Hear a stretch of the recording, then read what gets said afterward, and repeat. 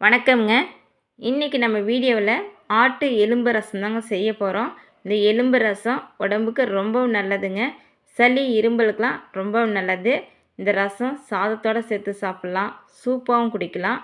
வீட்டில் இருக்க பெரியவங்க, குழந்தைங்க எல்லாருமே இந்த ரசத்தை சாப்பிட்லாம். உடம்புக்கு அவ்வளோ நல்லது. குறிப்பாக இரும்பல் சளிக்கெலாம் கண்டிப்பாக வச்சு சாப்பிடுங்க. வாங்க, இன்றைக்கி நான் மட்டன் காலையில் வாங்கினதில் எலும்பாக எடுத்து வச்சுருக்கேன். இந்த எலும்பு வச்சு தான் நம்ம இன்றைக்கி எலும்பு ரசம் செய்ய போகிறோம். இப்போ இந்த எலும்பு ரசத்துக்கு ஒரு பொடி ரெடி பண்ணணும். அதுக்கு என்னென்ன பொருட்கள் தேவைன்றதை பார்க்கலாம். 1 டீஸ்பூன் மிளகு எடுத்துருக்கேன். இது கூட 1 டீஸ்பூன் ஜீரகம் சேர்த்துக்கிறேன். 1/2 டீஸ்பூன் பெருஞ்சீரகம் சேர்த்துக்கிறேன். 1 டீஸ்பூன் தனியா சேர்த்துக்கிறேன். 2 கிராம்பு சேர்த்துக்கிறேன். இப்போ எல்லாத்தையும் நம்ம சேர்த்தாச்சுங்க.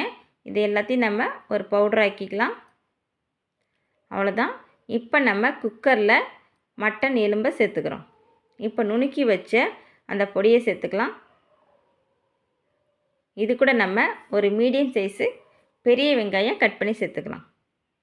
இது கூட ஒரு தக்காளி கட் பண்ணி சேர்த்துக்கலாம். 7 பல் பூண்டு நீங்கள் நசுக்கி போட்டுங்க. நான் இன்றைக்கி கொரன்னு அரைச்சி சேர்த்துருக்கேன். இது கூட கொஞ்சமாக மஞ்சத்தூள், தேவையான அளவு உப்பு எல்லாத்தையும் சேர்த்தாச்சு. நம்ம இதுக்கு தண்ணி 2 to 2.5 சொம்பு சேர்த்துக்கலாம். இப்போ சேர்த்தாச்சிங்க. எல்லாத்தையும் நல்லா மிக்ஸ் பண்ணிவிட்டு குக்கரை மூடி போட்டு விசில் போட்டுருங்க. ஒரு 6 to 7 விசில் வரட்டும். நம்ம ஸ்டவ் ஆஃப் பண்ணிடலாம். எப்படி வந்துங்க பார்க்கலாம். இப்போ பாருங்கள், நம்ம ஸ்டவ் ஆஃப் பண்ணிட்டோம். மட்டன் நல்லா வெந்து வந்திருக்கு. எலும்பெல்லாம் நமக்கு ரசம் ரெடி ஆகிடுச்சு. பாருங்கள், இது கூட 2 கொத்து கருவேப்பிலை போட்டு ஒரு கொதி விட்டு ஆஃப் பண்ணணும். நமக்கு மட்டன் எலும்பு ரசம் ரெடி. சாதத்தோடு சாப்பிடுங்க, சூடாக அவ்வளோ நல்லாயிருக்கும். இதை நீங்கள் சூப்பாகவும் குடிக்கலாம். கண்டிப்பாக வச்சு பாருங்கள். எங்கள் வீடியோ பிடிச்சிருக்குன்னா மறக்காமல் சப்ஸ்கிரைப் பண்ணிவிட்டு பெல் ஐக்கான் ஆன் பண்ணுங்கள். பை.